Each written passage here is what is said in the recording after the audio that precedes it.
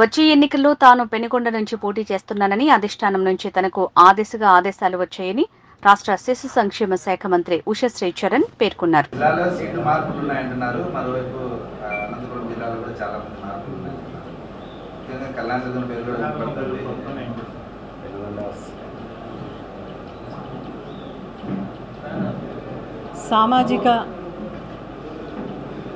సామాజిక న్యాయం ప్రతి ఒక్క కులానికి చేయాలనేది మన ముఖ్యమంత్రి గారు శ్రీ వైఎస్ జగన్మోహన్ రెడ్డి గారు సంకల్పం కాబట్టి అందులో భాగంగా శరవేగంగా అనంతపురం జిల్లా అదేవిధంగా సత్యసాయి జిల్లాలో కూడా చాలా సీట్లలో మార్పులు చేర్పులు అయితే జరుగుతూ ఉండేది అయితే వాస్తవం. సో ఎందుకు ఇది చేసుకుంటున్నామంటే ఒక ముఖ్యమంత్రి గారు ఎప్పుడు చెప్తుంటారు నా బీసీ, నా ఎస్సీ, నా ఎస్టీ, నా మైనారిటీస్, ఈ ఒక సామాజికంగా పరిపూర్ణంగా ప్రతి కులానికి కూడా ఒక రిప్రజెంటేషన్ ఉండాలి. ఎక్కువగా కులాలు ఎక్కడున్నారో అక్కడ సామాజిక న్యాయం కోసం ఈరోజు ఈ మార్పులు అయితే జరుగుతున్నాయి. మళ్ళా మన పార్టీ నినాదం అయితే వై నాట్ 175కు 175 అనే నినాదంతో వెళ్తున్నాం. ప్రజా సంక్షేమం కొరకు అదేవిధంగా the weaker and the downtrodden sections ఎవరైతే ఉన్నారో, ద వీకర్ సెక్షన్స్ ఎవరైతే ఉన్నారో అందరూ కూడా మళ్ళీ జగనన్నే రావాలి అని ప్రతి ఒక్కరు కోరుకుంటున్నారు. కాబట్టి ఖచ్చితంగా ఇది మన బాధ్యత.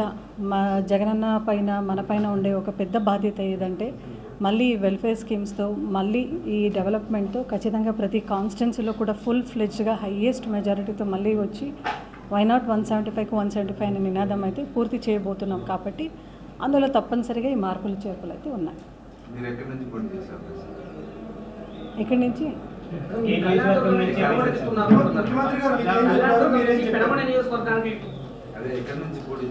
కరెక్టే, మీరు విన్నది వాస్తవమే.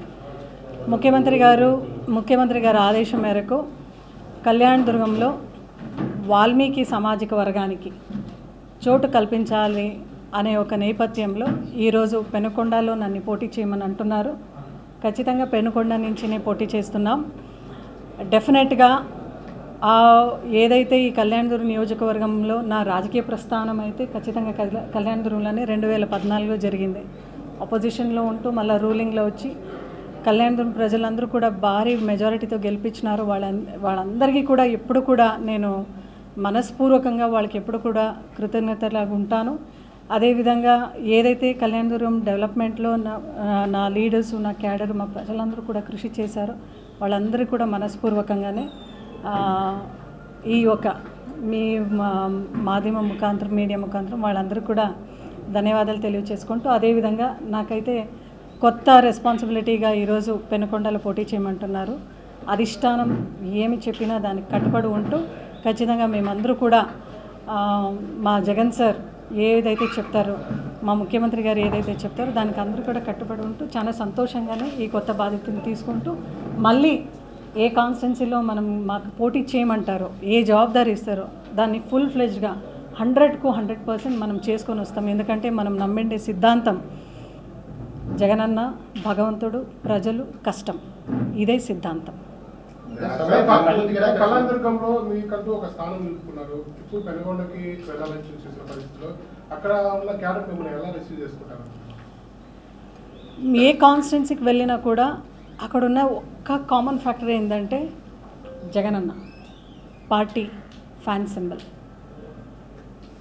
సో ఎక్కడికి వెళ్ళినా కూడా, ఎక్కడికి వెళ్ళినా కూడా ఈ మార్పులు చేర్పుల్లో కూడా ఎవరికి కూడా ఎటువంటి ఇబ్బంది ఉండదు. ఎందుకంటే గ్రౌండ్ లెవెల్లో ప్రతి ఒక్క గడపలో కూడా ప్రతి ఒక్కరు ఎదురు చూస్తూ ఉండేది జగనన్న మళ్ళీ సీఎం కావాలి అని.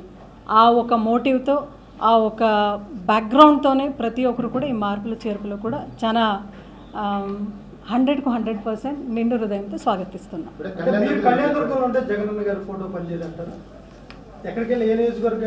నేను మీకు ఒక మాట చెప్పినాను. బోయా సామాజిక వర్గానికి, వాల్మీకి సామాజిక వర్గానికి చోటు కల్పించాలి అనే ఒక నేపథ్యంలోనే ఈ మార్పు జరిగింది తప్ప వేరే ఏ దాంట్లోనూ కాదు అని మీ అందరూ కూడా మీడియా ద్వారా సవినయంగా కోరుకుంటున్నాను. ఎందుకంటే మీరు ఒకటే గమనించాలి, బీసీలకు రాజ్యం అంటే అది జగనన్నతోనే సాధ్యం.